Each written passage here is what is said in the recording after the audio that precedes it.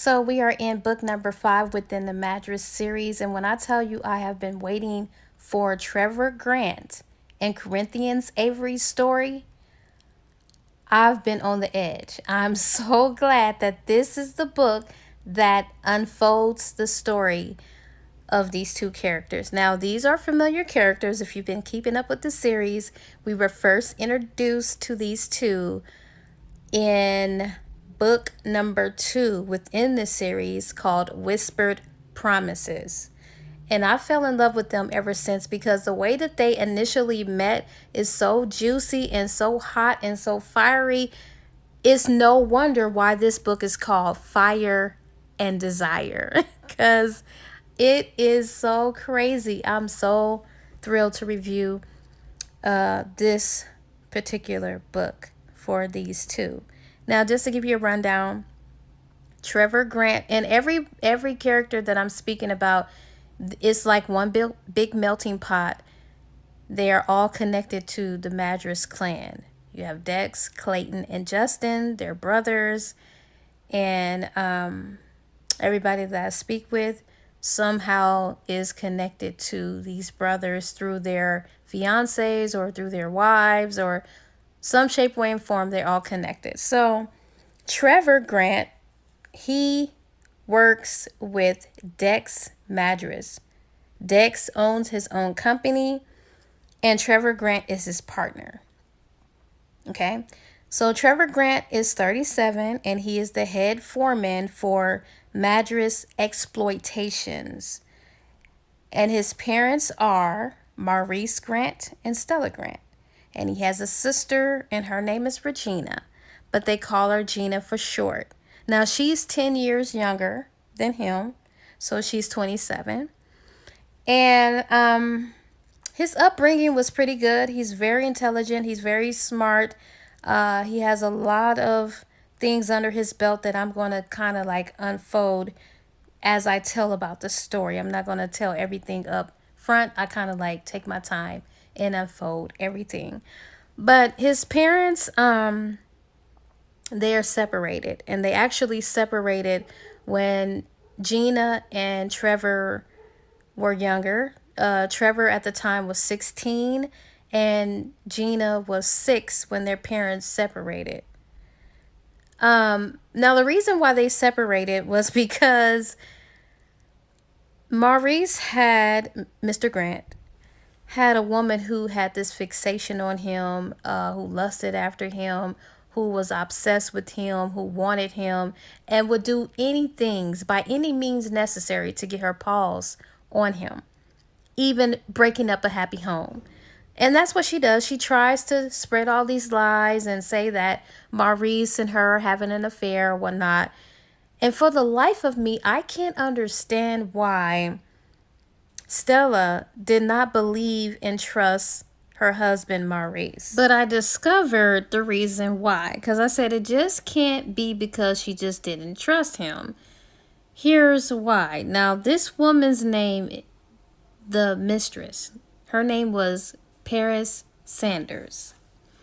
Now, Trevor and Regina, Gina, his sister, did not know why their parents had separated. And they didn't find out till years later after he had finished school and joined the Marines that he had found out the truth on what really happened. Now, he discovered that another woman had been involved.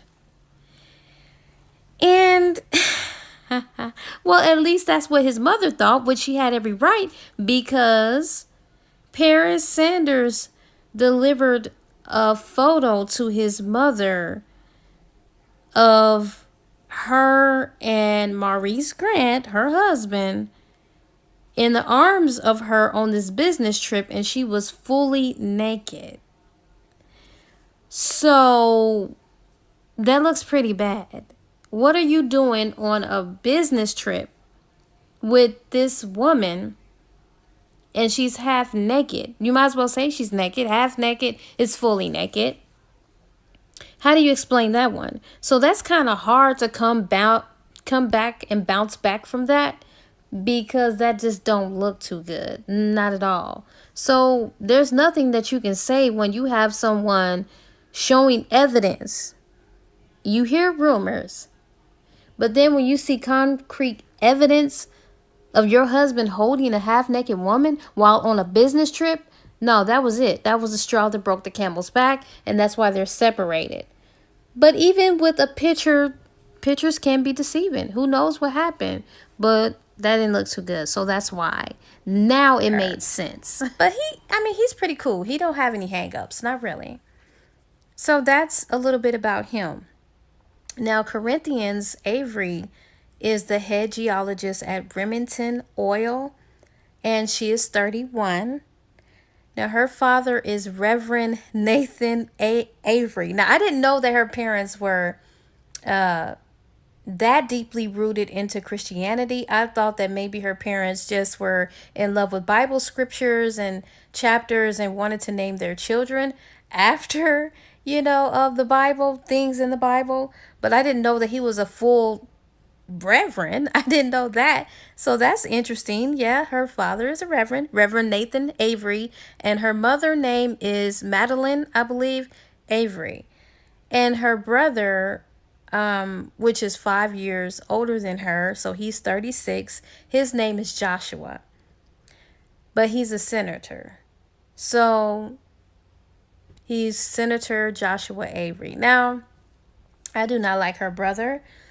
And her parents, although they love their son and Corinthians loves her brother, they don't agree or see eye to eye with his political views. He has some very unflattering political views that are not good. And then not only that, he's very manipulative and he's self-centered and he's always thinking about how he can get ahead by any means necessary. He don't care as long as his image looks good and he's getting ahead and things benefit him. That's all he's concerned about, which is not really all that good. So I just don't like him at all. I just don't like his whole attitude, his whole character. I'm not crazy about him. And neither are his parents. Well, they love him, but they're just not too pleased with his choices and the way he goes about doing things. Because he's always thinking about himself, how it's going to affect his image or how it's going to benefit him. So that's where he's at, but I just don't like him. Now, what makes Corinthians Avery and Trevor Grant's story so interesting is their first initial meeting. Now, 2 years ago, this happened 2 years ago, Corinthians called herself having this oversized crush on Dex Madras. She actually thought that she was in love with him. Because before Dex went off and branched off and created his own business and company, they used to work side by side by each other. And during that time, they had grown to have this friendship amongst each other, and they became really, really, really close. But Dex only saw her like in a friendship type manner, a sisterly type way. And he never saw her beyond that. But she secretly was infatuated with him and she thought she was in love with him. But she never really told him. I think she was on the verge of possibly telling him. But at this particular time, he was sent to Australia for a few years. And that kind of like paused what she wanted to do. And besides, he had got married. But when he went off to Australia, she never forgot about him, but she kind of like kept it under wraps, so to speak. But then there were some rumors going around that he was single, he had got a divorce or whatever. So it was like, okay, cool. So fast forward to 4 years after he's been in Australia, he is coming back to Texas. All of this location is in Texas, by the way. He's coming back to Texas. He's been gone for 4 years. and she had a chance, and that was enough time for her to grow and to mature and kind of like feel herself. And so now, with him, excuse me, being gone for a year, she feels like, okay, now is the perfect time for me to build up the nerve to tell him how I really feel. Instead of telling him, I'm going to show him. Now the reason why he's coming back is because I guess the assignment was done in Australia, and for family reasons as well as that, and then his business is booming or whatever. And so when he comes back, not only is he coming back, he's coming back and he's going to be working on a major project that kind of caused him and Corinthians to kind of hook back up. So she's excited about this project because she's going to be working close with him again. It's been 4 years that she hasn't seen him, so she really don't know too much about him. She just heard, like she said, or like I said, that he was single. So she's thinking this man is single, not seeing anyone, not dating anyone, and she's feeling like, okay, this is a perfect time to tell him that I'm in love with him. So anyways, she discovers she's going to be working alongside him.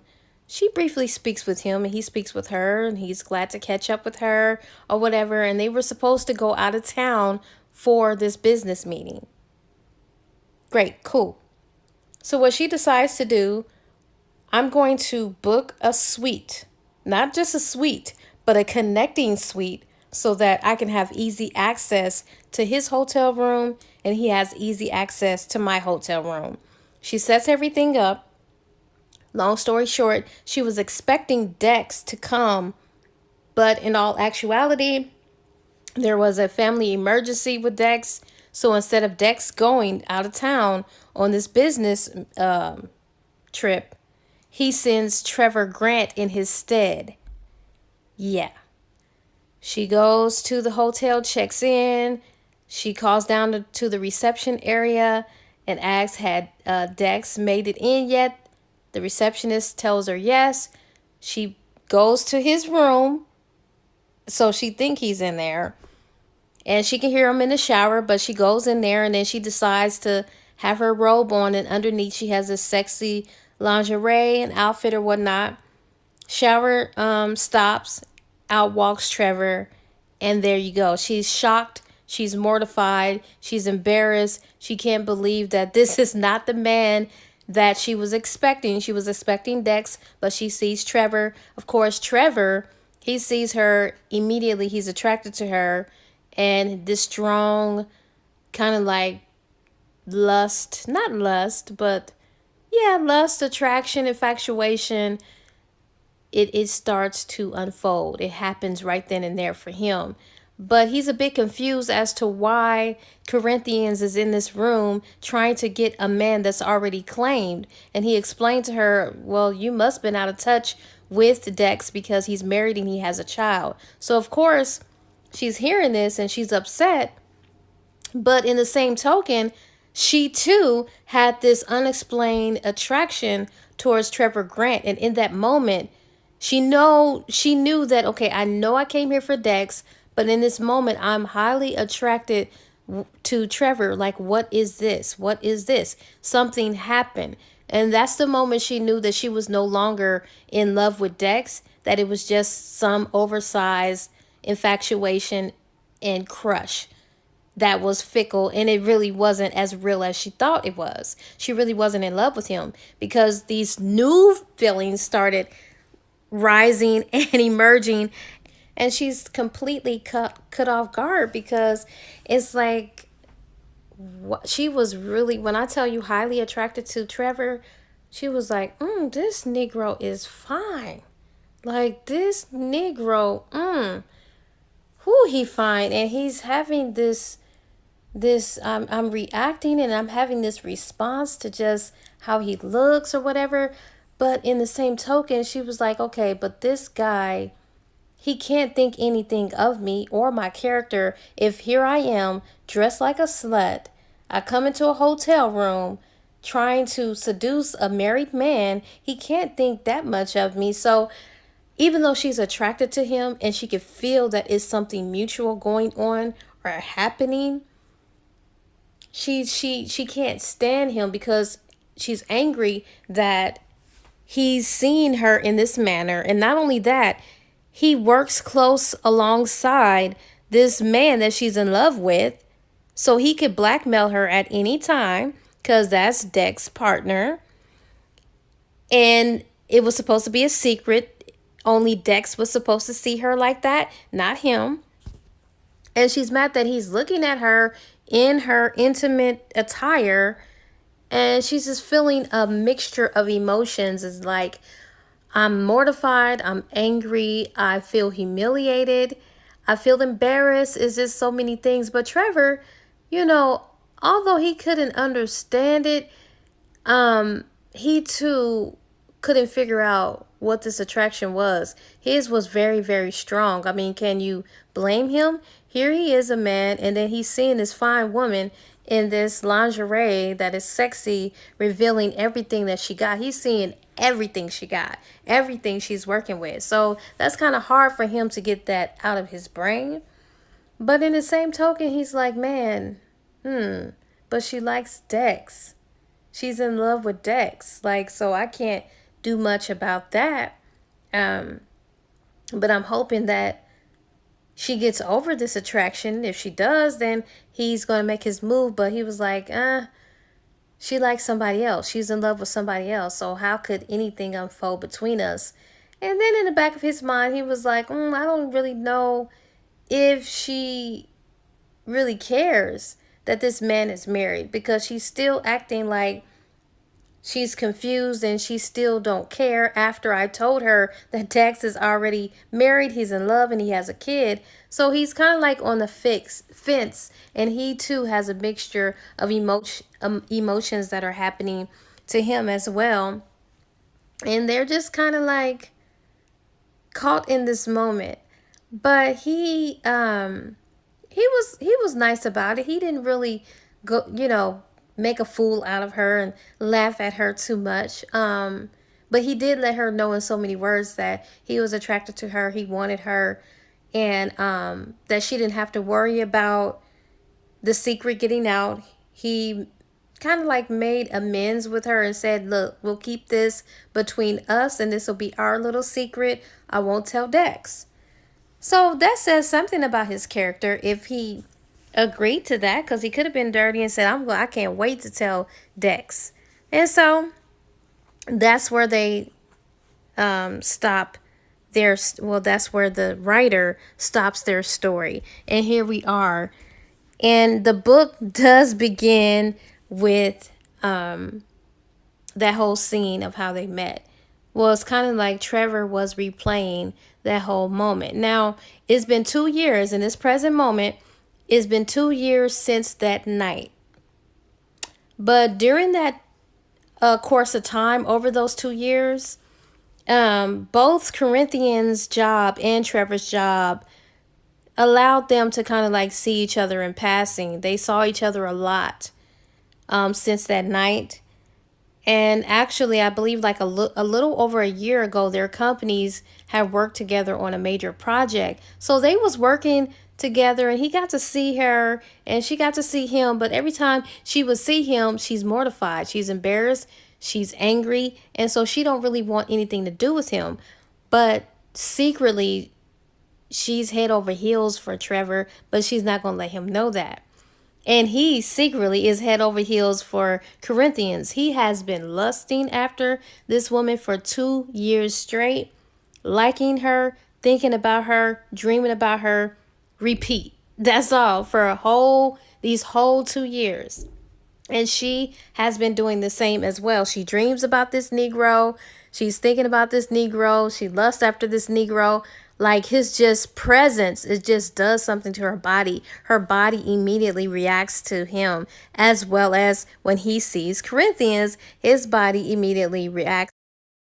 But he can tell that Corinthians is trying to give him a hard time and trying to fight this attraction. But he could tell within her body language that something is there. She's just fighting it. And he loves pulling her leg, and he loves getting a rise out of her. So Although she's trying to avoid him, he's getting a kick out of all of this because when he sees her, he knows that he's making her feel a little bit uncomfortable. And he's just getting a kick out of it or whatever.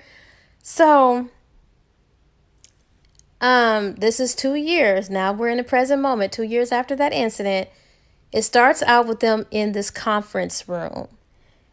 And they're waiting on this meeting to start from the boss or whatnot. This man named Adam Flynn, which he is a senior manager for Remington Oil.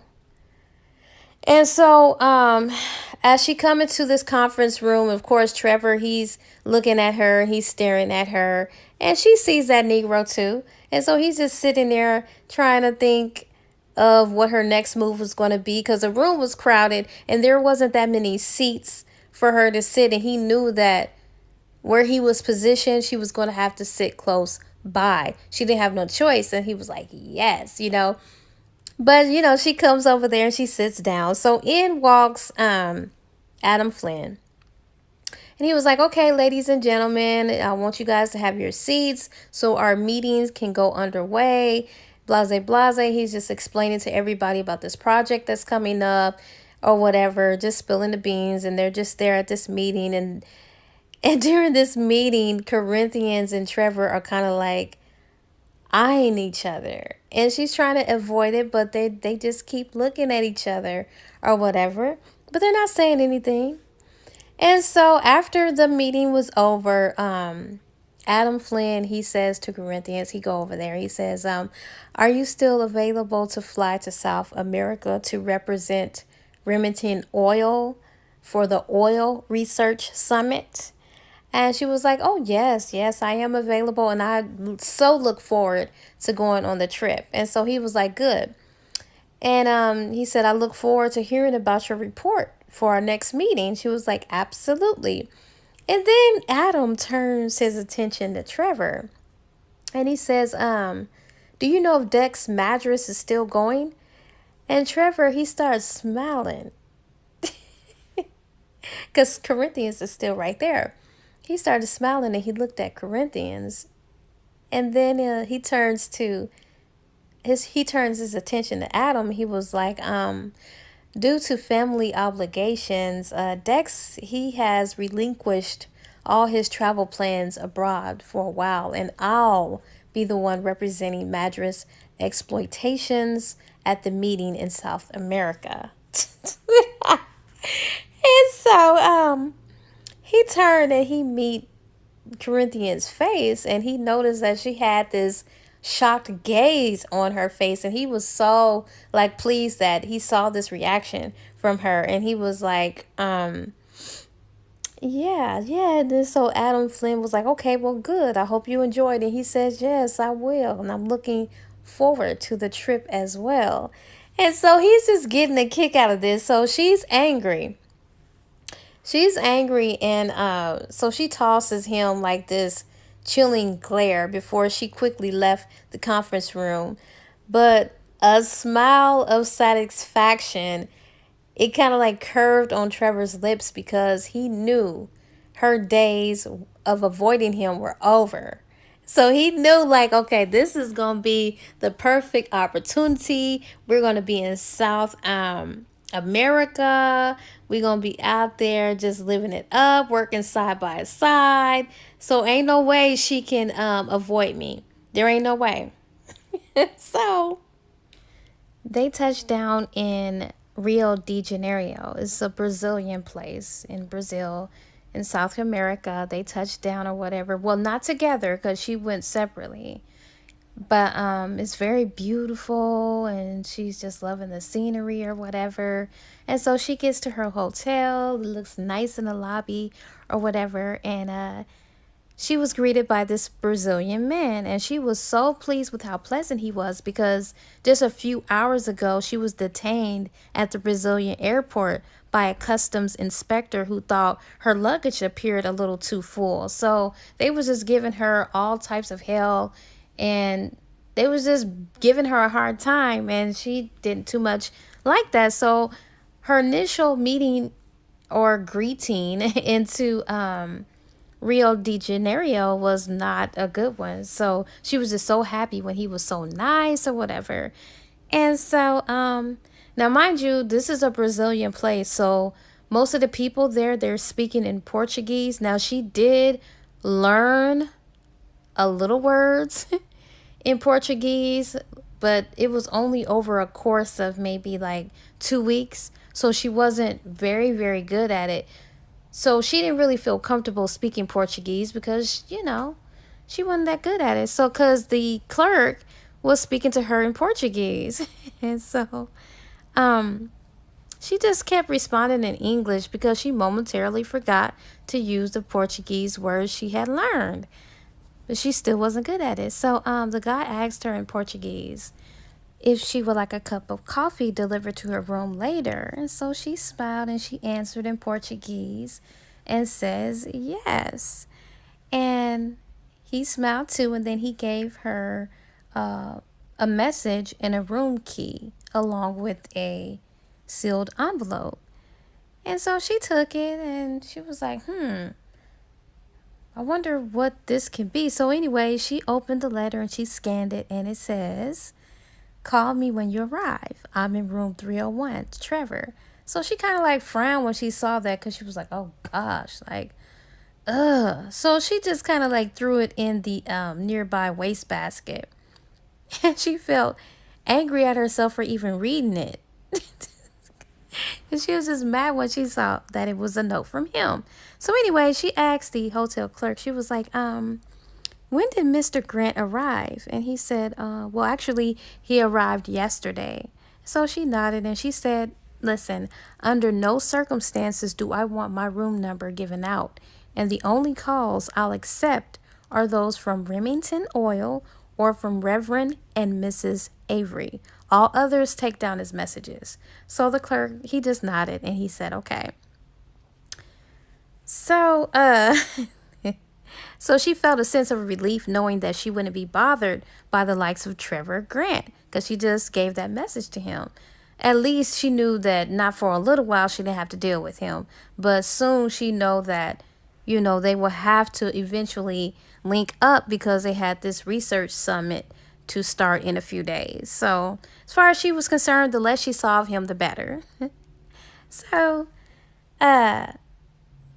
she goes and retires into her room. Her room is beautiful. She's loving all of that and she's just relaxing. She didn't even think to respond to this Negro's message or nothing. She just goes to her room and lay down. So the next day, it's evening time and she's sitting down having dinner.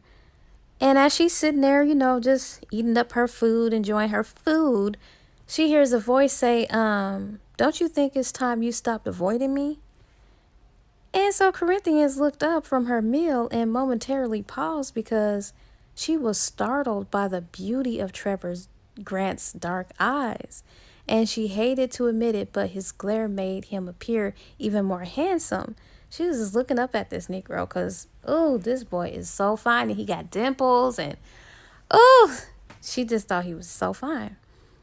And so then she just started looking at him up and down at how casually dressed he was. And she was just wondering to herself, like, is there anything he owned that he didn't look good in? And so as she was just staring at him looking, she hadn't answered the question that he had asked her. And so he interrupted her thoughts and he was like, I asked you a question, Corinthians. And so his tone was so sharp, it brought her gaze back to his face. And she was like, trying to avoid you, Mr. Grant, would take up too much time and effort, and I wouldn't waste my time on such a task. And so she kept eating her food, but she was thinking in her head how she'd been avoiding this Negro since yesterday when she arrived. So that was a blatant lie. So Trevor was like, okay, good. Then you shouldn't mind or have a problem with me if I join you for dinner.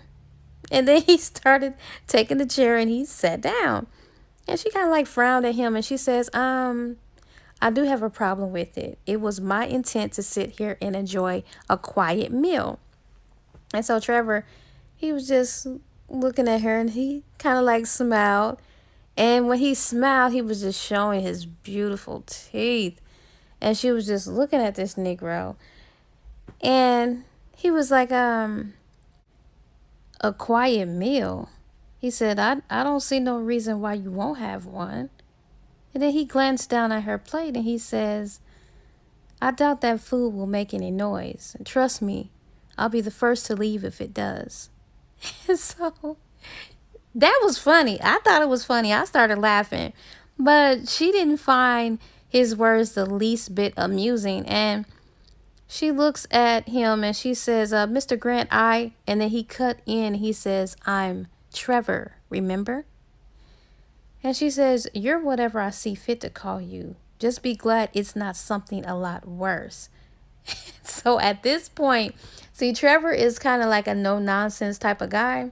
I mean, he's polite, but don't try him. He has this very commanding presence about him. And so he leaned forward and he looked her in her eyes, and his eyes started turning cold.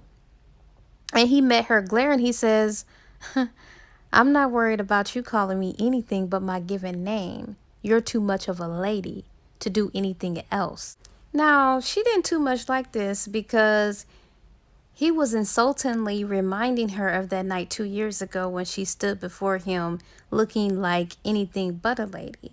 So she just sighed and thought to herself, if she was no lady, then he certainly wasn't a true gentleman, which she was going to verbalize that, but the waitress came to take his order. So, after the waitress left, he told Corinthians how nice she looked today, and the look she gave him indicated his compliment didn't faze her one bit. But however, since she'd been brought up with the belief that displaying good manners was essential even to someone like Trevor Grant, she answered swiftly and said, thank you. And he says, you're welcome and you smell nice too. So Corinthians just stared into Trevor's eyes and she says, why all the compliments? Let's be honest with ourselves, shall we? I don't like you and you don't like me for reasons I'd rather not get into. We don't get along, but however, since our jobs occasionally brings us in contact with each other, I believe we can handle this situation like two professional adults. And Trevor was just looking at her thoroughly and he says, if you believe that, then why are you always avoiding me? She says, I don't always avoid you. He says, then why haven't you responded to my messages? And she says, well, I had a rather taxing flight yesterday from Austin to Miami, and to top it off, when I arrived at the airport, I was stopped. The Brazilian customs officials who went through every piece of my luggage thought that I brought too much with me, and they detained me. And by the time I checked into a hotel, I was too tired to be bothered with anyone. She sighed and then she thought to herself that much of what she had just told him had been the truth. And he thought that it was weird that they detained her because South America was known to be pretty chill and lax when it came to airport security. And he was just wondering why she was stopped. So he said, so the Brazilian officials actually stopped you? And Corinthians met his stare and said, yes, I was detained for more than 2 hours. It probably would have been longer had I not made a scene and threatened to contact someone at the American embassy. And then at that moment, his food with a spicy sauce and a glass of Brazilian brandy was brought to the table. And the spicy hot sauce, it didn't have no cap on it, so that aroma, it nearly took Corinthians' breath away. So Trevor, he started pouring all the sauce on his food, and Corinthians was just looking at him, and she said, I can't believe you're putting that stuff on your food. And he said, believe it. And he looks at her and says, I happen to like hot stuff. Nothing stirs my blood more. The hotter, the better. And the look he gave her, as far as she was concerned, was just like the sauce he had poured over his food, red, hot, and seductive. And so she felt her insides begin to sizzle from the heat. And the way that he was staring at her with those dark eyes, it was so hard and intense. It just made her unsettled for a quick second. But she took a deep breath and she said, enjoy yourself. And he started smiling at her and he said, I will. And then he began to place the piece of food with the sauce on it. He began to place it slowly and seductively into his mouth. And then he smiled. And as he was eating this food, Corinthia was just looking at this Negro. She didn't mean to stare, but the way this Negro was chewing his food, it was just having an arousing effect on her. So she just kept looking at him. And every contoured movement of his mouth and his motion was so slow and provocative and alluring. And she was just staring at him. So he got a little tickle. Not a little tickle, but he could tell that she was really enjoying watching him eat his food. And she just kept looking at him and she was just beginning to imagine his mouth working on her lips the same way, slow, steady, measured movements, and how it would feel on her lips, and how his lips would be smothered all over hers with this demanding intensity. And she started like blushing because she was kind of mortified that she was having such thoughts in the first place. And so she was so caught up and wrapped up with looking at this nigga and fantasizing that he was just looking at her and he said, you want some? And when he said that to her, she was just so mesmerized at how the sound of his voice was deep and husky. And she was mortified because Trevor had caught her staring at him. So she just ran her tongue over her lips to moisten them before asking, want some what? And Trevor, he leaned over to her and towards her, and he was like, and he whispered, he said, some of my food. What else? Now, Corinthians had to take a deep breath. A deep breath, because even though she was turned on by that statement, she just always have her defenses up. But for one, he saw her in an intimate way and setting. So she's always thinking the worst of the situation, that he has these innuendos or meanings within meanings that's kind of like an insult. And so she took a deep breath and she thought to herself, oh gosh, there he goes, going back to being this arrogant person again. And she frowned at him saying, no, I don't want any of your food. Mine suits me just fine. And she was annoyed with herself for letting him have that effect on her. And she was just thinking to herself, man, I got to get away from this Negro to retain my sanity. And so she says, I hope you enjoy the rest of your meal. And she started motioning for the waitress to come back with her check. And so Trevor, he was just looking at her all curiously, and he said, where are you going? And she said, well, not that it's any of your business, but I'm going back to my room. I plan on doing some sightseeing in San Pablo all day tomorrow and want to get a good night's rest. And he says, well, can I tag along tomorrow? And Corinthians was startled. And she said, I prefer you didn't. He says, why not? Because like you said earlier, we're two professional adults, while lifting his gaze, and he looked at her and he grinned. He said, surely we can put our dislikes for each other aside for at least one day. And she says, I don't think us spending time together is a good idea. He says, why do you feel that way? And she says, because I do. And so Trevor, he pushed his plate aside and says, then let's discuss why you feel that way and really get to the core of the problem. Don't you think 2 years is a long time for you to carry a chip on your shoulder? She says, I'm not carrying a chip on my shoulder, and I prefer not talking about that night. I don't even like thinking about it. He says, then don't. She said, well, that's easier for you to say. He says, not talking about it won't make it go away. That night happened, Corinthians. Get over it. However, I think it will make you feel better if we got it out in the open and discussed it. So Corinthians, she doubted that because her embarrassment and her humiliation that night was too great. There was no way she could discuss how she felt, especially with Trevor of all people. He had seen her in a way no other man had. So she said, what is there to say? He says, whatever you want. But a part of Trevor hoped that she would say that her feelings for Dex were a thing of the past and that she had accepted his marriage. And he was just thinking that he hoped that she wasn't like the woman who had become obsessed with his father and had destroyed his parents' marriage.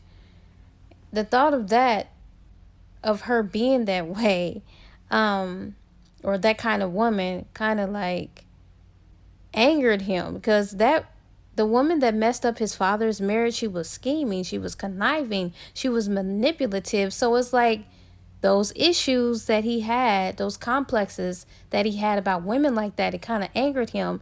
And so by him resurfacing those feelings of how that made him feel when his parents had separated because of a woman of those sorts, he began to get angry.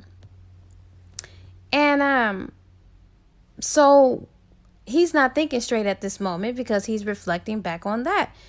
And he lashes out and he says, get over Dex, Corinthians. He's a married man who loves his wife very much. You don't stand a chance. And so at this point, Corinthians' anger flared. And she couldn't understand why he was telling her that. She already knew that Dex loved Caitlin. Everyone with eyes could see that. But what Trevor didn't know or had no clue about was that at that time that Corinthians decided to make her move on Dex, she had not seen him in more than 4 years and had not known his marital status. And she didn't expect for Trevor to know that because he didn't know what was going on. And then she starts thinking back to when she first got hired at Remington Oil. She was fresh out of college and she had been trained, or Dex was her trainer, and they worked together for a couple of years before he was sent to Australia. Although she had wanted him to notice her, he had only treated her fondly. Like I said, he treated her like a sister. And so after the fiasco that night 2 years ago with Trevor in the hotel room, that's when she had reevaluated her feelings for Dex. She had come to the conclusion at that point when she met Trevor in that hotel room that whatever feeling she'd had for Dex hadn't been love, but an oversized amount of infatuation she had harbored for him over the years. To this day, Dex is still unaware of Corinthians' once lived affections. So Trevor doesn't know this though. Trevor, in his mind, he's thinking that here Corinthians is, she's still in love with a married man and I'm attracted to her. I like her. I'm trying to wait on her to get over this attraction she has for Dex, and she's not realizing that she don't stand a chance for this man who's already spoken for or that's already claimed. So he don't understand any of this, which is why you should communicate. I don't know why they're not communicating, but ego and pride is getting in the way. But he don't know that. He don't know that ever since that night in the hotel with Trevor, that she had these unexplained feelings for him.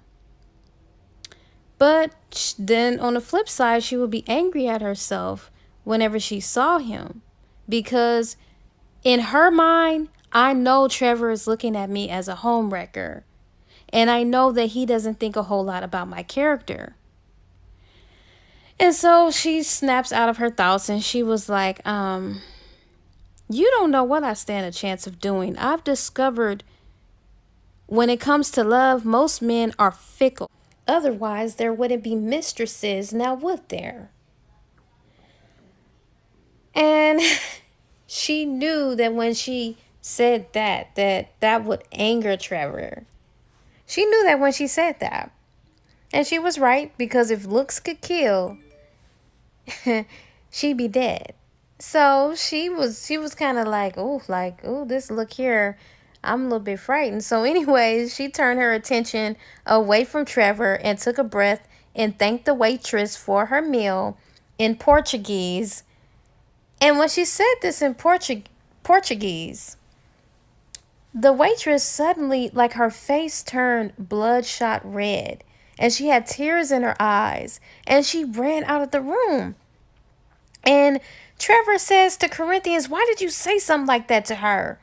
And Corinthians looked around the hotel restaurant, and she noticed how it got quiet and how everybody was staring at her. And she said, "What's wrong? I don't understand. I just merely told her I enjoyed the meal." And Trevor said, "You didn't even come close." And she swallowed hard, and she was like, um, what did I say to her? And Trevor says, "You told her she had the face of a dead horse." And she was in so much shock and denial. Like, she said, "No, I did not." And he said, "You did too." He said, "I strongly suggest you brush up on your Portuguese before you spurt out things out of your mouth." And so he motions for the attention of the restaurant manager. And so the manager, he comes over there to their table, and Trevor began to speak with him very rapidly, like very fluently in Portuguese. And he's speaking so fast, and at this point, Corinthian's mouth dropped, because she was like, "Dang, this nigga know Portuguese? Like, wow, how he know how to speak that?" So anyways, when he was telling this man in Portuguese what happened, I guess, the man rushed off to where the waitress had run off to. And Corinthians, when she found her voice, she said, "Where did you learn to speak Portuguese?" And then Trevor glared at her, and he said, "Well, I was in the Marines. And while I was in the Marines, I learned to speak several different languages." And so Corinthians was kind of shocked. She was like, "Wow, okay. You were in the Marines?" And he was like, "Yes, I was in the Marines for more than 15 years. And she was just looking stupid. And so at that moment, the manager had returned with the distressed waitress. And Corinthians, she just felt so bad. Oh, she felt so awful. Because she knew when she looked at the woman that the woman had been crying. And so Corinthians said, "Trevor, please tell her what I said, that I didn't mean what I said, that my use of her language is rusty." And he was like, "No." He says, "It's not rusty, it's deplorable." And so she ignored his comment or whatever. She was like, "Please tell her I truly apologize for what I said and that I didn't mean it. I was trying to tell her I enjoyed my food." So in a soft, calming voice, Trevor told the waitress in her Portuguese language what Corinthian had said. And so when he was telling the waitress this, she began to relax, and her soft features became more happy, and she was smiling or whatever. And Corinthian was like, "Well, whatever Trevor is saying is helping smooth things over." So when Trevor got done talking with the waitress, she looked at Corinthians, and she started laughing before she turned to leave. And so when this waitress is laughing at her, Corinthians, she kind of like raised her eyebrow. She was like, "What did you say to her?" And Trevor he kind of like shrugged, and he said, "I told her everything you asked me to." And he said, "I also told her a few thoughts of my own." And she was like, "A few thoughts of your own, like what?" And then he leaned back in his seat, and he looked at her, and he said, "I told her that unfortunately you had a habit of placing yourself in embarrassing situations. Today wasn't the first time that I've witnessed you in an event that was pretty embarrassing. And I doubt it will be my last. And so Corinthia's mouth dropped open because she couldn't believe that he had said such a thing to her, especially to a stranger at that. But the look he gave her said that he actually had. So she was totally peeved off. And she stood up and said, "This is the last time you'll be ever witnessing me to any embarrassing situation I might endure." And he said, "I doubt it." And Trevor, he couldn't help but grin because she was so angry. But he was just getting a kick out of it. That's what she get. That's what she get. Because I'm glad that happened to her. For one, she was rude to Trevor all day. All the time, she's always rude to him because she's embarrassed about something that happened 2 years ago. And she was rude to him at the table. And then she was rude to a lady, not even knowing it. She was unaware of it. That's what she gets. She put her foot in her mouth. So I got kind of tickled too. And so she was just so angry. And she turned and walked off. And he shrugged and he just continued eating. He just resumed eating his food. And he said, "Well, so much for round one." So as she's storming off or whatever, the hotel clerk signals her to come over because she actually has a message. She sees that her brother Joshua had called. So anyway, she gets back to her room and she is just pretty much, she's not in the mood for no foolishness. So anyway, she calls her brother Joshua back and she says, "I got your message. What's up?" And he said, "Ah, your timing is perfect, Corinthians. Rashid is here. Why did you leave the country without letting him know when you be returning?" Now, Rashid is somebody that her brother Joshua is very fond of because he's a sheikh from the Middle East and he's very prestigious and he comes from money and he comes from all of this extravagant background. So of course he is in favor of this man and he wants this man to date his sister because it looks good on paper and this will be good for his reputation. So and he continues talking and he said, "Well, Rashid actually thought that you were going to be available to accompany him to the presidential dinner this weekend." And so as Joshua was talking, Corinthians just raised her eyes to the ceiling because she started thinking how her brother Joshua is forever the politician looking for ways to make connections, like he never turned this off, and how he actually talked her into attending a dinner party with Rashid a few weeks ago for this Senator Langsing's honor a couple of weeks back. So Rashid Valderman is 33 years old. He's a sheikh from the Middle East. He's a good-looking man, and it's the result of his father being Arabic and his mother Egyptian. Now, most women found him to be good-looking, and most women were interested in him, but not her, not Corinthians. And it only took her one time to go out with him, that one evening, for her to realize that the two of them just don't see eye to eye on a number of things. For one, she would never be able to tolerate his beliefs on certain subjects, especially the rights of women. Because where he's from, he's very proud of the fact that his country believed that women are to be seen and not heard. And according to him, there was nothing wrong with a man having more than one wife if that's what he desired. And she was like, "No, absolutely not. That's not something that she was going to stomach at all." So after that dinner, of course, Rashid had phoned her a few times since that evening out and had even flown to Washington, D.C. to Texas to see her, surprising the heck out of her when he appeared on her doorstep last weekend. Now, she already told this Negro, "Look, I'm not interested in you. I don't want to go out with you. I'm not going to dinner with you." But he don't understand the word no or I'm not interested. Like, he just don't get it. Because I guess he's not used to women turning him down. So she just couldn't believe the arrogance of this guy. Not just him, just the arrogance of men in general. And she was getting fed up with it. So she says to her brother Joshua, look, Rashid needs to understand he's in America, where in this country, us women have rights. And I exercise mine when I turn him down. Now, if you'll excuse me, Josh, I need to go. Bye. And she hung up the phone before her brother could even respond. I found that to be so funny. Like, she is just, the poor girl's just having a bad night.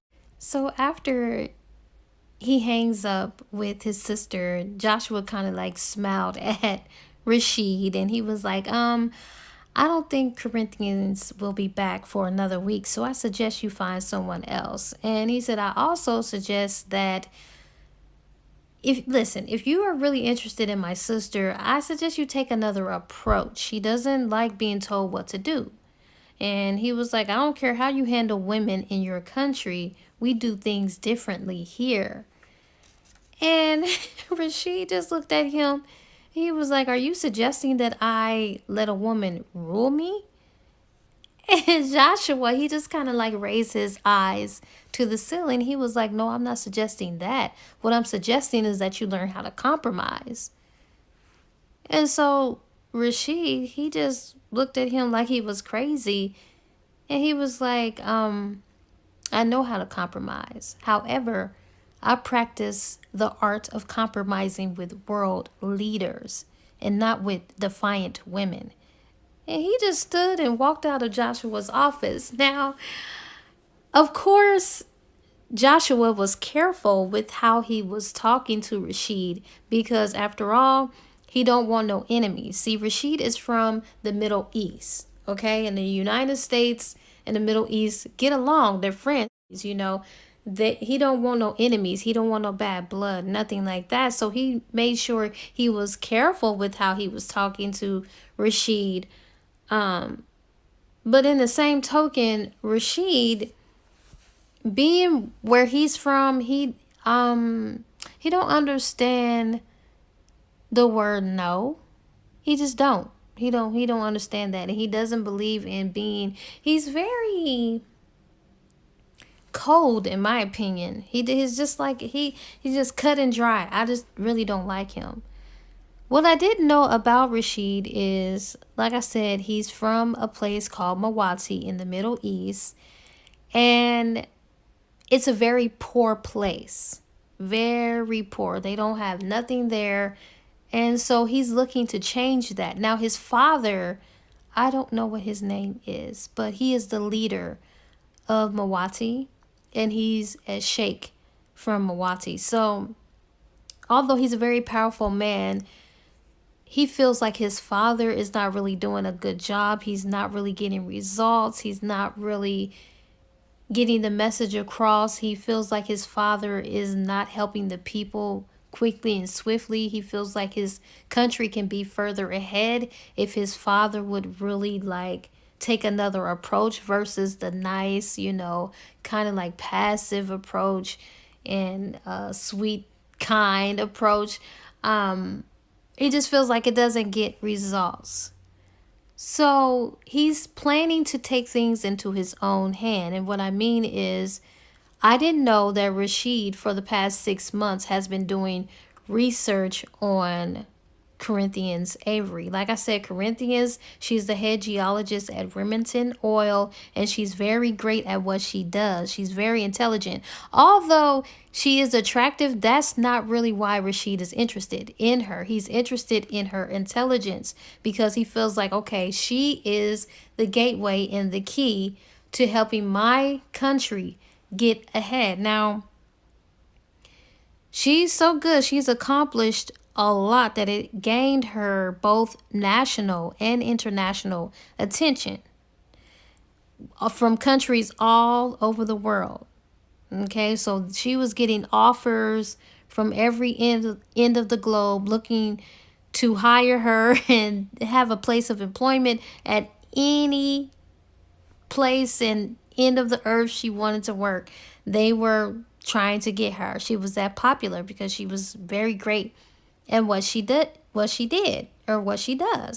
So her ability was just out of this world to locate unknown oil basins in the United States. Like she has a sixth sense, and she knows how to pinpoint locations of unknown oil researches and oil reserves places. So this is why he's interested in her. So he's been studying her for 6 months, and he has an agenda and a whole different motive than what Joshua is thinking that he has. He's thinking that this guy, okay, he's just interested in a woman. He doesn't understand the word no, and he's just being a little bit persistent. So on a whole nother level, like he has a whole nother agenda up his sleeve. So I guess what he was planning to do, now that his plans have failed and he was expecting Corinthians to be in Houston so that they can go out to dinner, he said, okay, I'm going to hire my people and I'm going to send them to South America to look for Corinthians because he's looking to hold her hostage. He wants to kidnap her against her will, and he don't care anything about her not being interested or any of that. He wants to take her and have his cake and eat it too. He wants, not only are you going to help my country, Mawati, but I'm going to have you for myself too. He's a pig, right? So, yeah, so that's his agenda. So things are about to get real ugly. It's going to take a very ugly turn. And I don't like the approach he's taking. He's taking an approach that could cause bad blood between the United States and the Middle East. Now, when his father gets wind of this is not going to be good because he's going to mess up future plans with the United States. They're no longer going to be friends, buddies, allies. They're going to be enemies. Okay, so when his father is going to get wind of this is not going to be good for nobody. So this is where things make a turn for the worst. So it's a great thing that Trevor Grant is the one that went with her because she's going to need him in more ways than one. Now, when Corinthians was telling him that she had a hard time back at the airport with customs, that kind of like put him on alert. So with him having years of training, more than 15 years of training in the Marines, he started like getting suspicious of that because that doesn't happen too often. Like he was telling her that they're pretty cool and chill and relaxed when it comes to customs and people getting through the airport. They're not that thorough. So when that happened, he started getting on alert and he started getting suspicious and concerned with her. He even got so concerned that he even changed or request for his hotel room to be moved closer to Corinthians. So I'm glad that he did that, and I'm kind of glad that he's on this trip. So anyways, it's time for the next day, and she wants to go out to see Sao Paulo. And she's just on these streets and she's just oblivious to anything that's going on. I mean, she's just enjoying the scenery and enjoying the buildings and how beautiful it looks. And she's acting a little naive because she went by herself. Now, mind you, she told Trevor that he could not tag along. So she's out here by herself, being a woman at that, in a foreign country. And she's just walking around oblivious to the fact or unaware that she's being followed by two men. But it's a good thing that Trevor, like I said, his alerts were on high anyway. So he's watching her, and as he's watching her, he's kind of angry at her that she's not paying more attention or better attention to her surroundings or who's following her or who's looking at her or none of that. She's just walking naively down the street looking like fresh meat. Just walking or whatever. So as she's walking and she's traveling, she decides that she was getting a little hungry. No, she said that she needed to use the restroom. She wanted to use the restroom and she needed to pee. So she decided to stop in a restaurant, McDonald's, and go in there and pee or whatever. And she's in there And she's trying to go back there to the restroom, but those same two men that were following her kind of like was standing in the way of the area where you go to the restroom. And she was trying to get past them, but they were not budging. So at this point, she was like, okay, it's a good thing I didn't carry my valuables with me when I went into this town. So she's just looking stupid. And then, of course, Trevor, thank God for him, he comes in and he kind of like acts like they're together. And he was like, is there a problem? And the two men, they weren't saying anything. And they were acting like they didn't want to move. But when they saw how, first of all, Trevor is a very tall, big man. And like I mentioned before, he has like this commanding type of presence about him. But not only that, when they saw his Marines ring, it's a special ring that Marines wear when they're in a special unit in the Marines. I forget what they call it. But everybody who is Marine savvy, they know what that means. That means that he is a higher up, authoritative type of special trainer or had special training or something of those sorts. So when they looked at him and they saw that ring, they moved out of the way because they knew that, okay, he could take us. We can't take him on, even though it's two of us. He's very trained and very skilled. So we just gonna get out of his way. So they move out of the way. She goes use the restroom. And of course, she's a little afraid, but of course, she goes pee. She comes out, Trevor takes her, and they go out of there. And so as they were walking and leaving, she was like, what's going on? He was like, I'm kind of upset with you that you don't even pay attention to your surroundings. And she was like, what? I didn't carry no valuables. Don't that count for something? He was like, that don't count for anything. You're a woman. You're by yourself. You're looking like fresh meat. People know that you are a tourist. You're not even from around here. People can tell that, and you're just walking around oblivious to what's going on. He said those two men were actually following you. She was like, what? And he was like, yeah, they could be terrorists. They could be anyone. And you didn't even know what to do. You were looking like a deer that was caught in headlights or something like that. And she was like, So anyways, they still, decided to stay out and enjoy the town and the city or whatever, and just continue venturing off because she felt safe that he was there. And even though she can't stand him, or they just had a horrible dinner the previous night, she was thankful that he came and rescued her in time. So she was grateful for that. So they actually were having a good time. And so he was like, let's go in here and get something to eat. And he took her to a nice Brazilian cuisine. And they're sitting there and they're laughing and they're having dinner. And she's really enjoying herself. And that's where, she started getting to know him a little bit better. And she was like, how come, those men didn't really do anything to you when you was just, all you had to do was look at them? And he was like, he explained to her they probably saw his military ring. And she was like, well, what does that mean? He was like, this is a special unit. I was in a special unit when I was in the Marines. I forget what they call it, but she was impressed, she's learning more and more about him.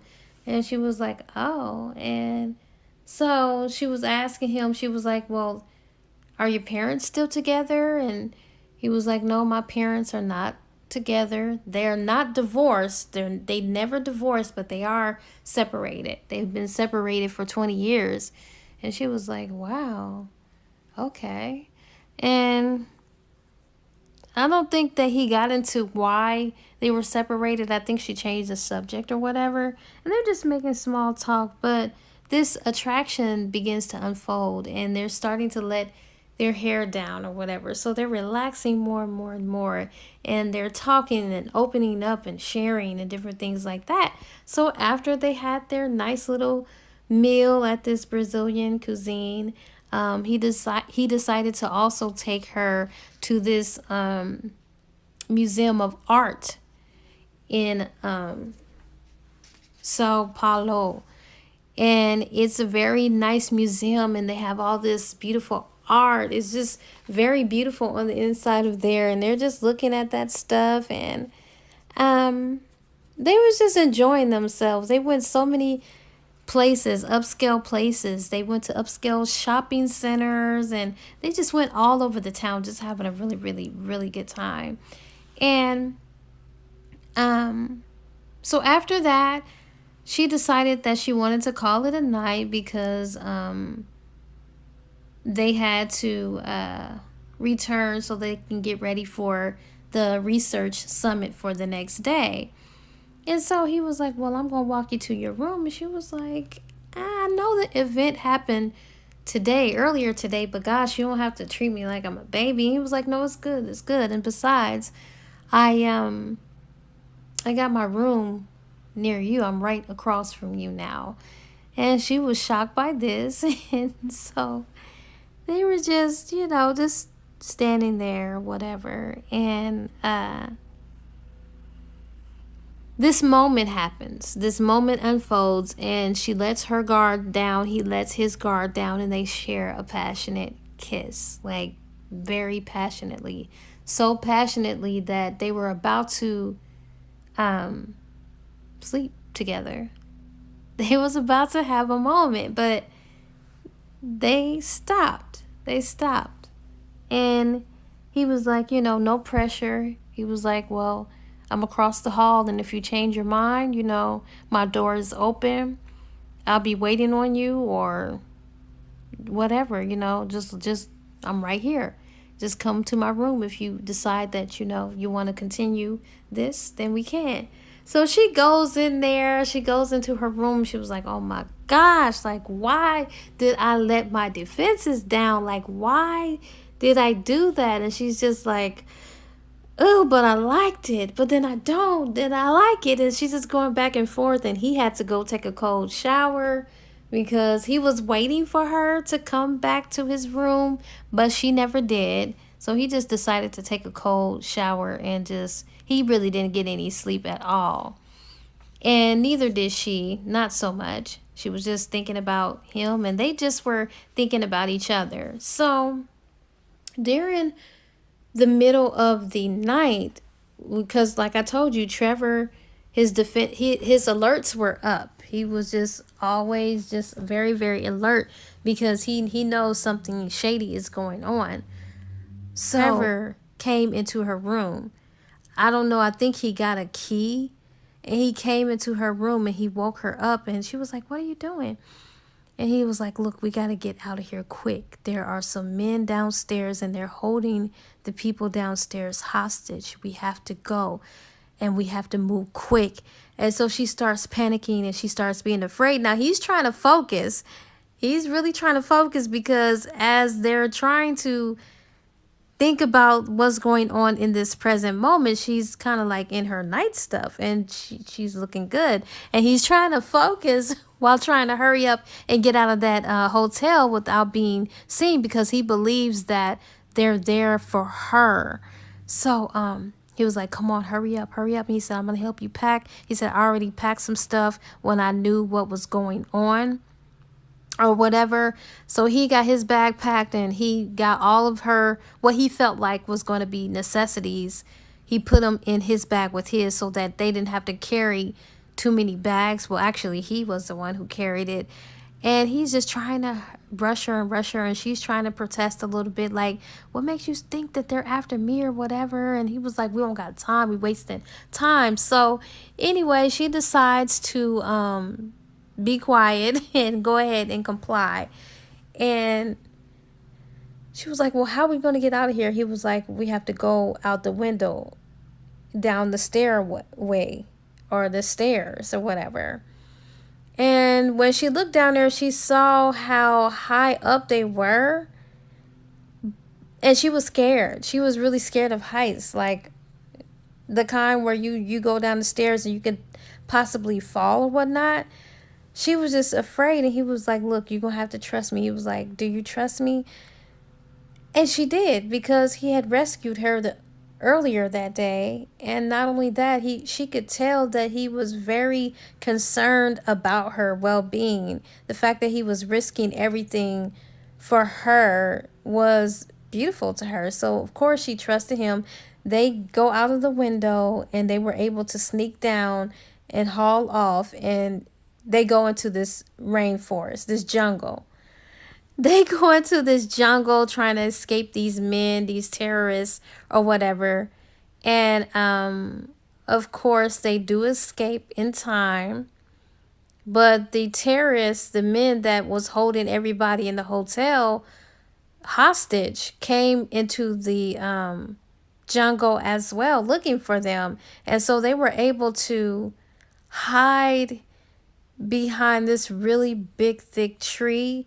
And as they're trying to hide from these men with guns, these terrorists coming in the jungle looking for them, she is so scared, and they have to be quiet, and they could see them with the guns and stuff. But she felt safe. She knew that she was in good hands, because Trevor, he's very skilled. He was in the Marines, and he has a lot of training when it comes to survival, and how to survive. So she knew she was in good hands. So she was scared, but not so much. So the men, they decided that, okay, we don't see nobody, let's leave, whatnot. And so they're in the jungle. And then it skips to Rashid. And Rashid is angry that his man said, look, we couldn't find her at the hotel. We held the hotel hostage, and we couldn't find her. We couldn't find her or whatnot. And so Rashid is very, very angry that they don't have Corinthians. So he's pretty pissed off about that. And then also, when the hotel was being held hostage, actually, that was a separate incident. It was just a coincidence that they were there at the same time, but his men did not hold the hotel hostage. That was a separate occasion. But when that happened, it became public. That it was on the news, it reached CNN and everywhere. So it was all over the news. So Rashid was definitely angry about this, because he wanted to quietly kidnap or hold Corinthians hostage very quietly. He didn't want it to be publicly. So now everyone is on high alert. Everyone is going to be looking out for suspicious activity. So he's feeling like his plans are not really going the way that they were supposed to. So he's angry about this. He was like, I told y'all not to make any noise, to quietly go get her and bring her to me. And so they just had to explain to them, like, that was not us. So anyways, he believes them. And he was like, okay, well, go get her. Go get her. But this time, just make sure you don't leave any traces behind. So, what ended up happening, they're in this jungle, and they had to learn how to trust each other and survive. Well, really, Corinthians, this was outside of her element, but for Trevor, he was within his element. He has special training, and he's equipped to handle any type of situation, especially out there in the jungle. He's able to fend for himself. So I was so glad that he was the one that went to Rio with her, or this Brazilian country with her, because he was such a gentleman, and he took care of her. He cooked for her. He was able to hunt food for them. That's how they survived. Now, they were out there in that jungle for 4 days. Can you imagine? So although they did have stuff to drink, they had things to eat, it was kind of hard on Corinthians, because here she is, not in her habitat. This is outside of her habitat, out of her comfort zone. She's out here in the jungle. She's doing all this walking. She's getting dirty. He did lead them to a stream where they're able to, get clean. And he did pack some body wash stuff for them and the necessities or whatever. So she had to take, baths in the stream with her clothes on. and then take those clothes off and hang them up to dry. It was just a mess, but um they both came to this great respect for each other. He was amazed at how well she was complying and how well she was adapting to her environment, and she was just amazed at how well he was able to take care of her given the circumstances. She just grew a great deal of respect for him, and they just grew more and more attracted to each other. And he actually fell in love with her. He was in love with her long before she was in love with him. He didn't know what it was, but he knew the way that he was taking care of her and the way that he was concerned for her and the things that he would do to protect her. He knew then that, okay, I'm in love with this woman. But he still had reservations because he thought that Corinthian still was in love or had the hots for Dex, his partner. But she never communicated that she was over Dex, that she actually was was thinking only about Trevor ever since she met Trevor. That's why it's good to communicate and verbalize those things. They never talked about that night. Not really. Not as far as like her feelings and how she feels, and he never really talks about how he feels. He just tries to get to know her or try to get close to her every opportunity and chance he can get. So, what ended up happening, she just began to see how courageous and strong and commendable of a man he was. And she just began to see him in a different light. Because although that incident happened 2 years ago, he never told Dex about the ordeal. And she respected that. And it's just a whole lot she was just noticing about him, that he was kind and all of that. But when you're being stubborn and you have your own preconceived notions in your mind about a person, you can't really think straight and you can't really let your guards down because you're always in this defense mode because you think that this person sees you entirely in another light and manner and way. Meaning because she feels like he sees her as a sex object when he really doesn't. He really doesn't. So, um, he was able, because while they were in the jungle, they were doing a lot of walking, and they had to make the best of the situation by making what little they could make of beds. They tried to the best of their ability, and he would make sure that she was as comfortable as possible. But he was able, the further into the jungle that they went, he was able to discover a cave. And when he found that cave, they was able to rest there and not so much walk anymore. And so they're in this cave, and he created a fire because it was the temperature began to drop, especially at night. And it's a lot colder in this cave. I don't know why versus out there in the elements. But he created a fire for them, and in that cave they had to, even though he had the fire there, it wasn't enough to keep them warm, so they had to bring their bodies together. And of course, when they bring their bodies together, that's before I get into the juicy part, the reason why he was going further into this jungle to try to find a place that they could rest was because he knew help was coming. Now, remember how I told you how he was on high alert and all of that? During that night when he was waiting on Corinthians to knock on his door and they can pick up where they left off as far as their kiss was concerned, he decided to check things out in the hallway or whatever, just to make sure that no suspicious activity was going on or whatnot.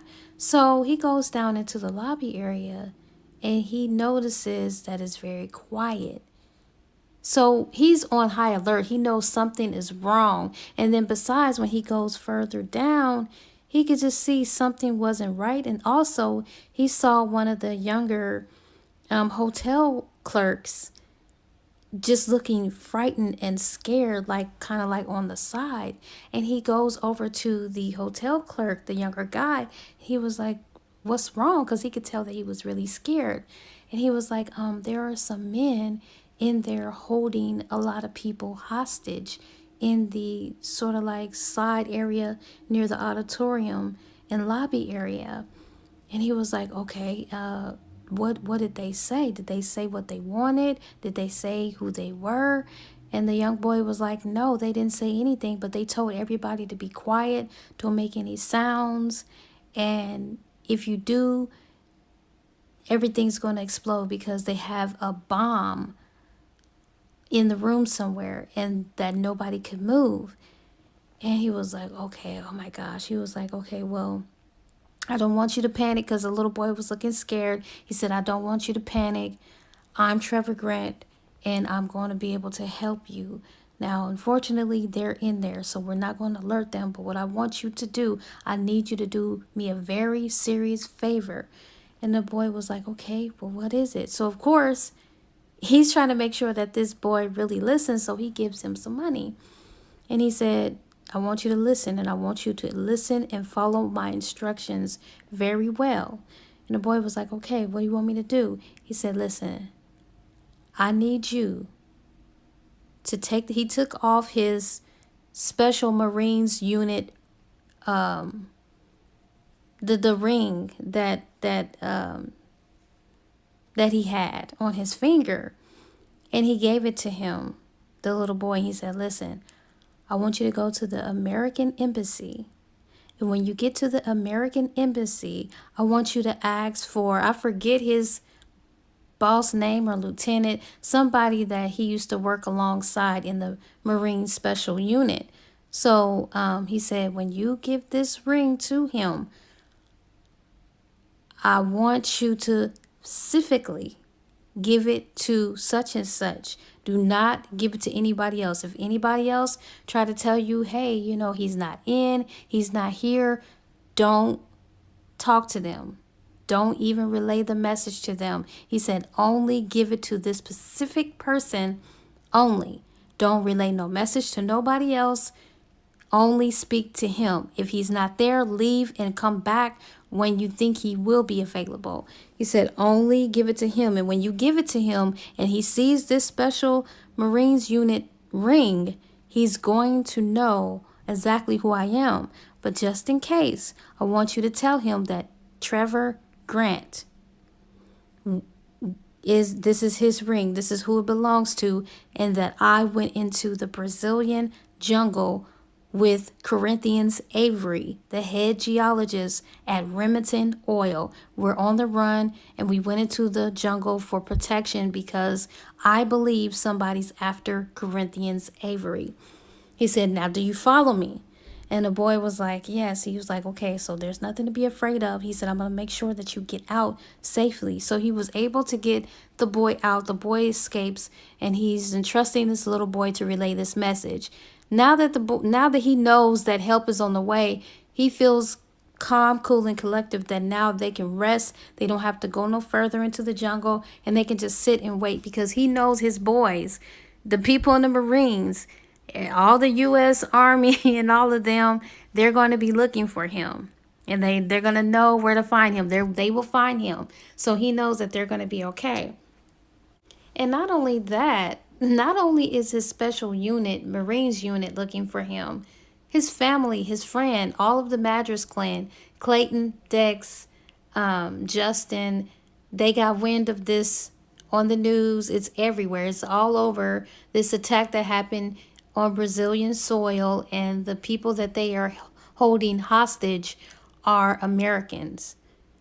So they figure like, okay, well, out of that bunch, it has to be Corinthians and Trevor that are being held hostage. So they're on it as well. So everybody is going to be looking for them. Corinthians' parents are worried sick. They're going to be looking for them. So they have a lot of people who are going to come. But his special unit are a little bit more trained and more advanced as far as finding him. So they're in this cave.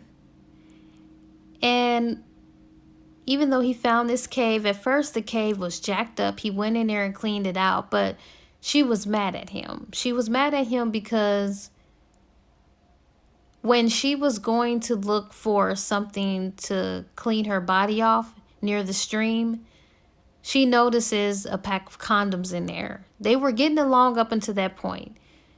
And she was like, oh, so he had this plan all along, these condoms up in here, and these are the same condoms I gave to him 2 years ago. Now, she can't even recognize the significance of that moment, that he even kept it for 2 years in the same gym bag.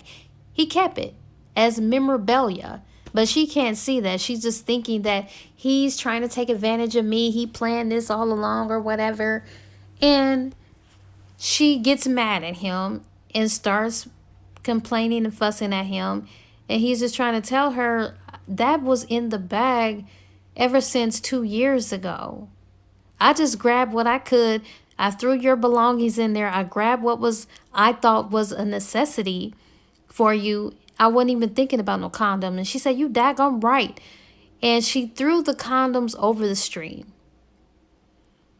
And she was like, so much for you getting some or whatever. She just, I don't know. She's just so, she does not treat him nice. Like 1 minute they're getting along and they even share a moment and they share a kiss. And he's like, finally, okay, we're getting somewhere. And then something ticks her off. So she's mad at him. So she's not talking to him. She's not doing any of that. And she already was mad at him because she was trying to make small talk with him. And he didn't want to talk. He didn't want to talk at that point. He was just trying to get them to safety. And then plus, the more he was trying to fight it because he was thinking like, okay, I don't want to get too close to her. I don't want to fall for her, but he already was in love with her. But the reason why is because he's thinking that she's still in love with Dex and she still have feelings for Dex. So he's getting angry, like, I've been waiting on her to get over this attraction for 2 years, but she's just not verbalizing that she been over Dex that night when she met him, Trevor. So he's got his own reservations and things going on in his brain, and she does as well. So she's mad at him.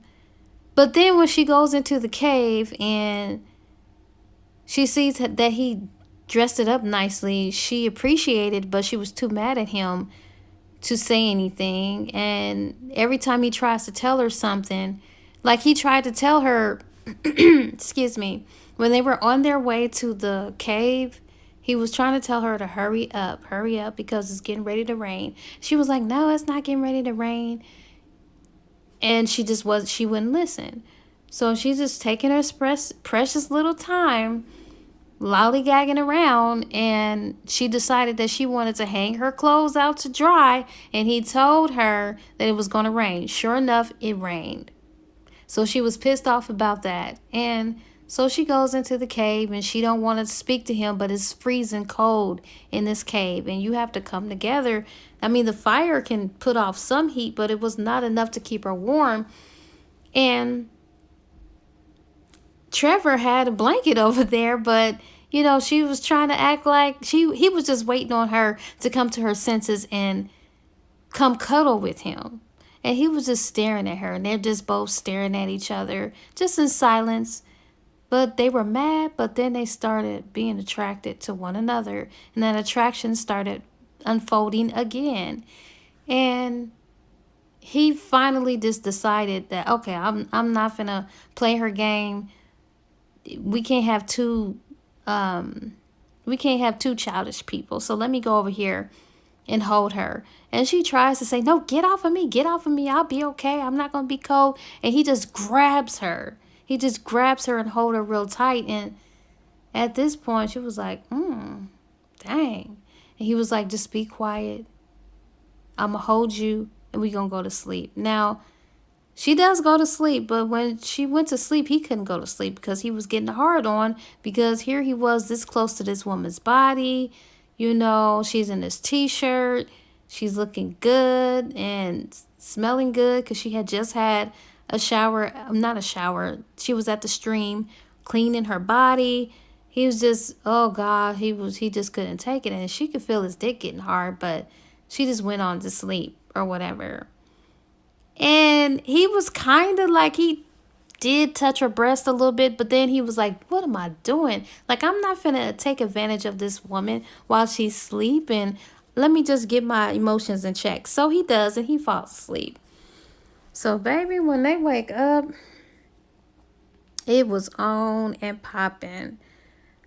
I mean, they started kissing, and all of this 2 years of pent up aggression and intensity and fire and desire and passion and love and anger and just a whole combination of stuff.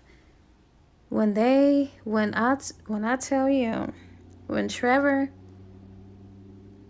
got into her, now mind you, she threw the condoms away because she said he wasn't getting none. The condoms are gone, so they're having sex or making love raw dog. Raw dog, no protection, no nothing. And when I tell you he gave her the business, he gave her the business. I mean, he was not playing no games with her. He was gentle, but not so much. He was rough with her. He handled her like a woman. But he also knew that she had never been with a man, so he was kind of feeling kind of bad, like afterwards.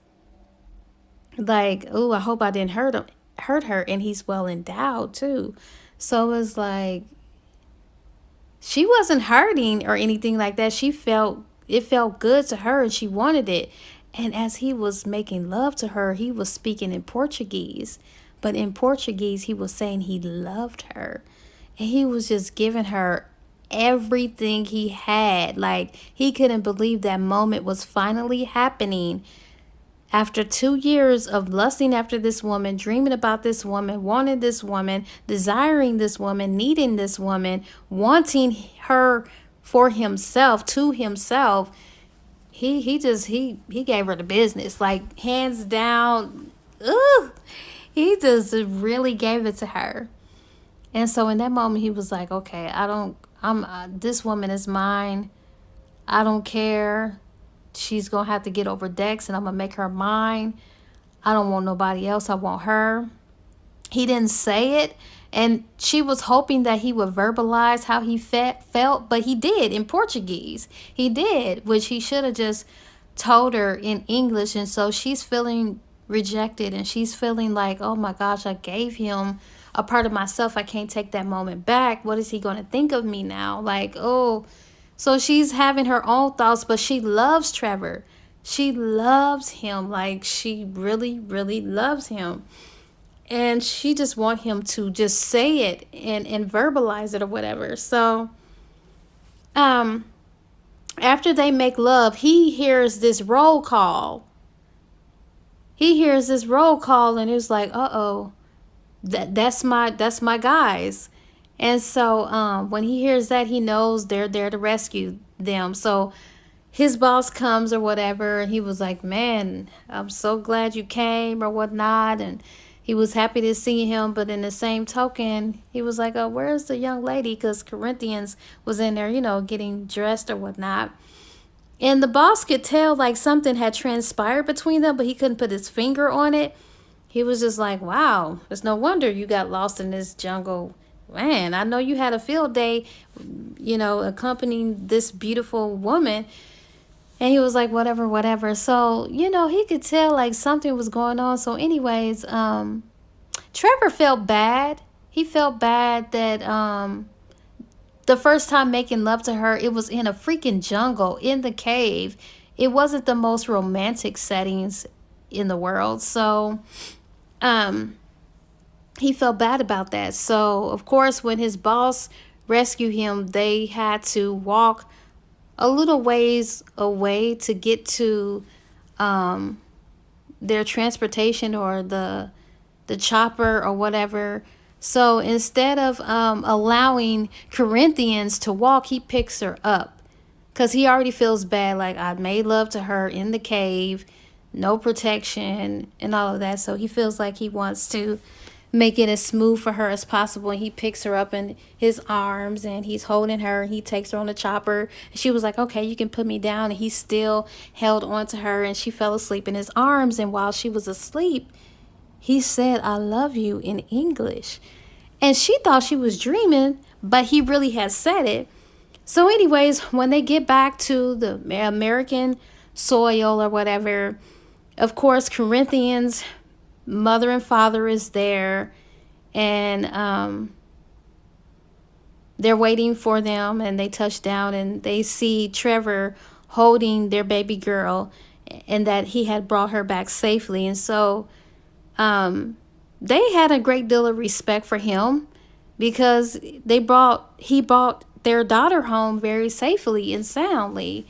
And so that was their first initial meeting, and of course he liked him, he respected him, and the mother liked him as well. And he hands over Corinthians, but he was so heartbroken. It was like he was handing over half of himself. He didn't want to hand her over to her parents, but he had to because they was there to get her. And he didn't get a chance to say goodbye because she was still asleep. So when Corinthians is taken home, she's in her parents' home or whatever, she started, waking up and kind of like out of it and in of it, but she kept calling Trevor's name, and her mother was like, sweetheart. And she was like, she was still kind of groggy or whatever. She was like, you're calling out Trevor's name. And she just kept on going in and out. And then when she finally came to, she was like, where's Trevor? And she was like, I'm sorry, but he handed you over. She was like, but he didn't say goodbye to me. And her mother could tell that she was in love with Trevor. She's never seen her daughter have feelings for any man before and ever, dumb. And she was like, man, he must have had an impact on you when you were out there in that jungle or whatever. And so Trevor, what happened with him? They didn't speak for a while because he's thinking in his mind, I can never have her.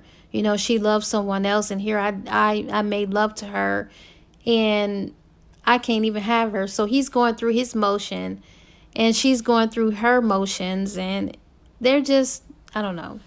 So anyways, I believe like a month went by, and Corinthians started getting sick.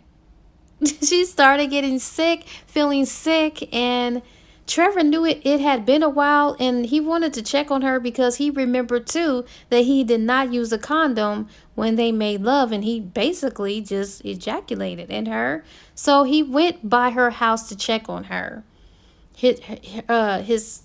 Her parents' house, excuse me. And she let him in or whatever, and she went in the back and she felt sick.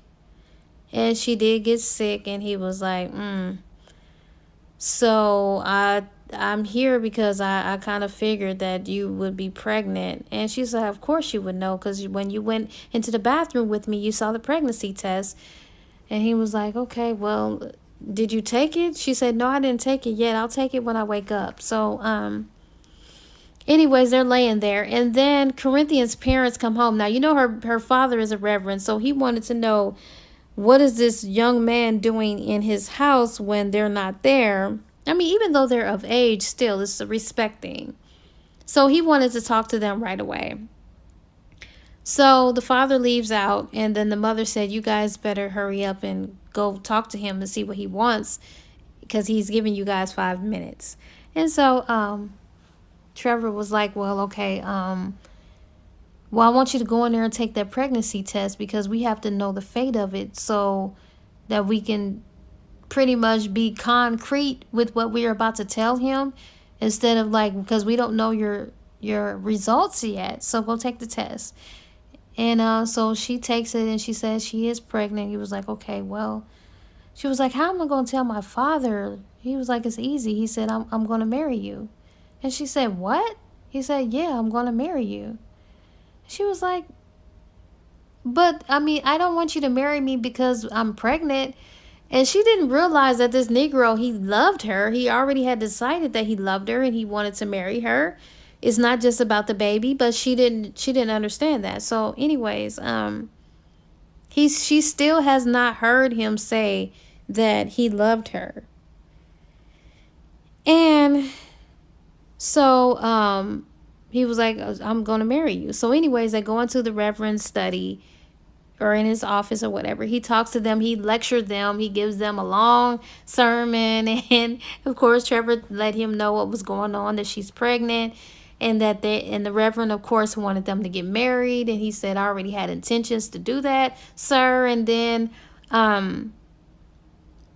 she was like, Dad, I don't want to get married for just having a kid. He was like, okay, well, it's obvious y'all care about each other. Do you guys not? And then Corinthians said, Dad, can you give us a minute? So he said, okay. So he excused himself. And she was like, well, I'm just going to tell you how I feel. I want you to know, Trevor, I just can't get married to you because we're pregnant. We're about to have a baby. He said, I know. I love you. And when he said that, she was like, oh my gosh, like, am I hearing that correctly? He was like, yes. He said, I told you before, but I was speaking in Portuguese that I love you. And I also told you I loved you when I was holding you on the plane to take you to your parents. She was like, oh my gosh, I thought I was dreaming, but you actually verbalized it and you said it. He was like, yeah. And she said, well, Trevor, I love you too. And I want you to know that night I met you in the hotel room, the feelings that I thought I had for Dex disappeared. They disintegrated.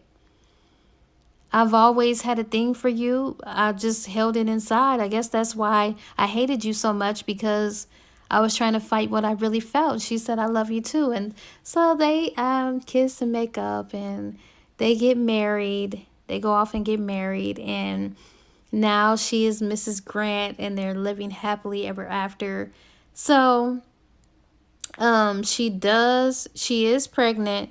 And I believe, I don't know if they didn't tell about the sex, but she's the sex of the baby. But she said, I want to name our baby after an event, the event that we went through in Brazil, in the Brazilian forest in Rio. She said, if it's a boy, we'll name it Rio. And if it's a girl, we'll name it Ria. And he was like, you sure do take after your parents, because your parents love the Bible and they named you after the scriptures and chapters in the Bible. And she said, I guess my family is sort of like that. We like to name a child after something that we may have experienced, or something that means something special to us, or an event or something like that.